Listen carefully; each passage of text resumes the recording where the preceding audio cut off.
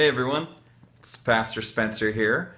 I'm the new youth pastor here for you guys at Westside, and just couldn't be more stoked to be hanging out with you guys in the next few weeks and getting to know a lot of you. And so this is our Pack app, and I'm really excited with what you guys are doing. So we've been going over the book of Genesis the last few weeks and covering the story of Joseph, and we're going to be wrapping up today. And kind of what we want to do is take a little vignette of the life of Joseph and really, what does the story mean? You know, what is it about at the end of it? Because it is the very last thing we talk about in the book of Genesis. And just a little spoiler: Joseph dies. It's really sad. Just at the end, So just so you know.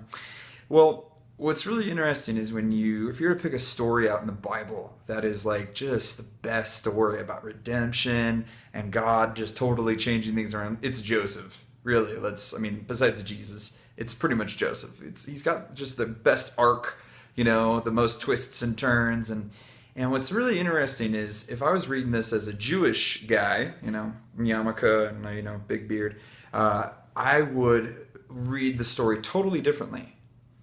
Because you look at what happened with Joseph. Yeah, he kind of did a dumb thing in saying, to his brothers, like, hey, you're all going to bow down to me, and basically I'm going to lord over you, and it's going to be great. And if I said that to any of my older siblings, I'd get whooping for sure.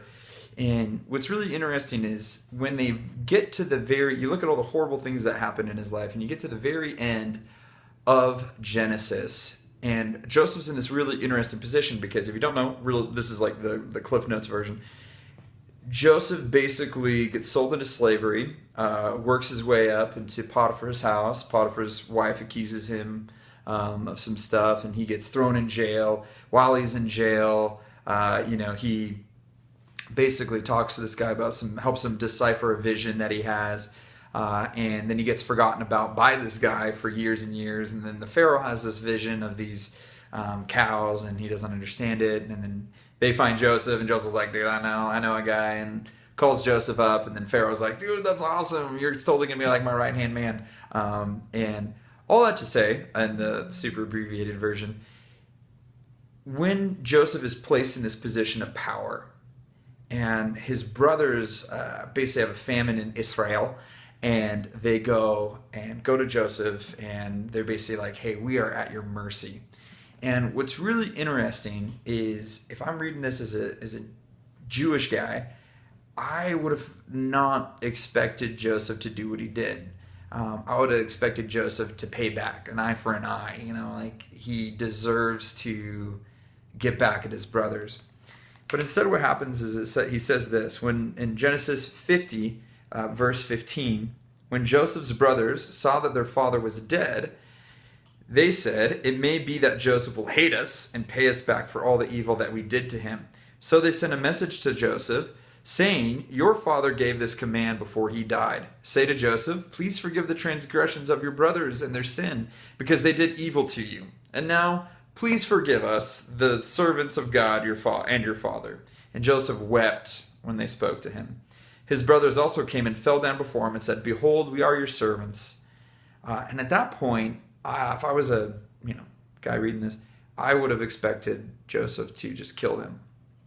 But he does something really interesting. And he says, do not fear, for am I in the place of God? As for you meant evil against me, but God meant it for good, to bring about that many people should be kept alive as they are today. So do not fear, I will provide for you and your little ones. He forgives. And forgiveness is the most powerful tool that we have as believers. It's interesting because forgiveness is at the very core of the biblical story. Jesus forgave us. He forgave you. He forgave me of a great many things. And it's interesting because Joseph has this model of forgiveness. And what's fascinating to me is a lot of times that we harbor unforgiveness. And we harbor unforgiveness for a lot of reasons. One is, it's hard to forgive. If someone genuinely hurt you, it can be really difficult to forgive somebody. We also hold on to unforgiveness because it makes us feel powerful. If I hold this, I can hold this over somebody's head and be like, I'm going to make you feel what you made me feel.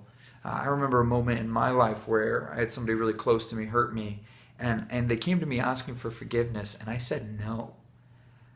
And I said no because I wanted them to feel what I felt. I wanted them to feel bad. I wanted them to feel torn up inside.